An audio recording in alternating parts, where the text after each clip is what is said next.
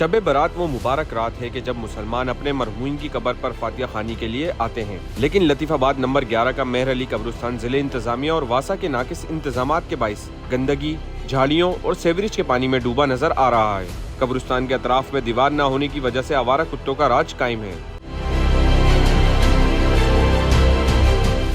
हर साल की तरह इस साल भी जिले इंतजामिया और वासा की सुस्त रवि ने कब्रिस्तानों को लवारिस छोड़ दिया है। मुकद्दस रात से पहले कब्रिस्तान की हालत बेहतर हो सकेगी, इंतजामिया की कारकर्दगी पर ये एक सवालिया निशान है। कैमरामैन अहमद रजा के साथ राहिल शेख, हैदराबाद टाइम्स।